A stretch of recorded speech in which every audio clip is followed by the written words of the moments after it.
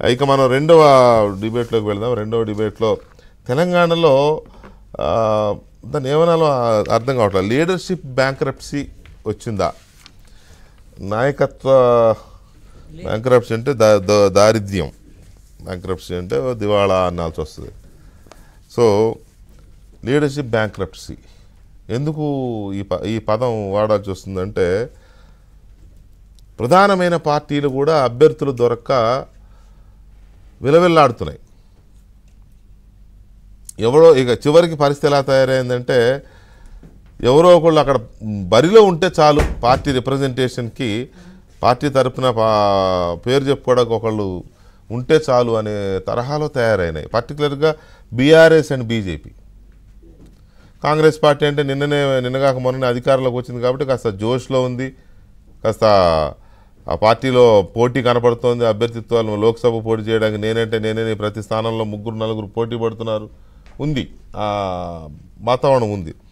కానీ బీఆర్ఎస్ నిన్నటిదాకా అధికారంలో ఉన్న పార్టీ ఇవాళ ఆ పార్టీ లోక్సభ స్థానాల్లో పోటీ చేయడానికి అభ్యర్థులు లేక ఉన్నవాళ్ళు జారుకుంటుంటే, సిట్టింగ్ ఎంపీలు మేము చెయ్యమని చెప్పి చేతులు ఎత్తేస్తుంటే, ప్రకటించిన తర్వాత కూడా పారిపోతుంటే, ప్రకటించిన తర్వాత కూడా ఉదాహరణకు చేవేళ్ళ రంజిత్ రెడ్డి, ఆయన సిట్టింగ్ ఎంపీ, ఫస్ట్ ఆయనే ప్రకటించారు, కేటీఆర్ గారు పక్కన కూర్చోబెట్టుకుని మళ్ళీ రంజిత్ అన్నే చేస్తాడని. ప్రకటించిన 4వ రోజు 5వ రోజు నేను చేయట్లేదంత ఆయన జంప్, ఎందుకో తెలియదు. ఇట్లా 4-5 అవుతున్నాయి. ఇంకెవరినో తీసుకొచ్చి పెడితే వాళ్ళు 2 రోజుల తర్వాత వాళ్ళు, ఇంకెవరినో లీక్లు ఇస్తే వాళ్ళు, ఇట్లా బీఆర్ఎస్ ఇప్పుడు చాలా భూతద్దం పెట్టి ఎత్తుకునే పరిస్థితిలో ఉంది.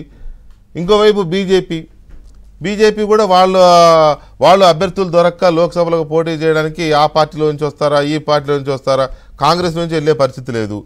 కాబట్టి బీఆర్ఎస్ నుంచి అట్రాక్ట్ చేయడము, బీఆర్ఎస్ నుంచి వచ్చే వాళ్ళని తీసుకోవడము, లేకపోతే మీకు అభ్యర్థిత్వం, మీకు టికెట్ ఇస్తాము రమ్మని చెప్పి అడగడం, ఇది బీజేపీ పరిస్థితి. ఆ వెళ్ళిపోయే వాళ్ళని అటు వెళ్లకుండా కాపాడుకోవడం పనిలో బీఆర్ఎస్. ఉదాహరణకి ఇవాళ ఆరూరు రమేష్ మాజీ MLA, BRS MLA, Wardhannapet MLA, మాజీ ఎమ్మెల్యే, ఆయన నిన్న అమిత్ షాని కలిశారు, నిన్న బీజేపీ నాయకులతో కలిశారు. ఇవాళ మధ్యాహ్నం ప్రెస్ మీట్ పెట్టి అనౌన్స్ చేస్తున్నారు, రిజిగ్నేషన్ అనౌన్స్ చేస్తున్నారు, బీజేపీ తరఫున ఎమ్మెల్యేగా పోటీ చేస్తానని చెప్పి వారు నిన్ననే చెప్పారు.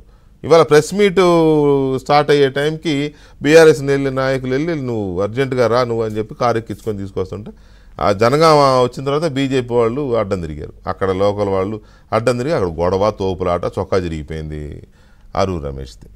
అంటే ఈ క్యాండిడేట్ కోసం ఇదంతా ఎందుకు ఈ పరిస్థితి వచ్చింది? ఆ క్యాండిడేట్ కోసము ఆయన తప్ప మాకు లేడు అనేది బీజేపీ, అంతే కదా. అందుకే అడ్డం తిరిగి ఎత్తుకుపోయే ప్రయత్నం చేశారు.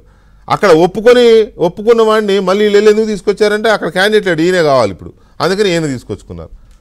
సో ఈ రకమైన సిచ్యువేషన్ ఎందుకు ఉంది, ఎలా దీని నుంచి బయటపడబోతున్నారు అనే చర్చిద్దాం ఒక చిన్న బ్రేక్ తర్వాత.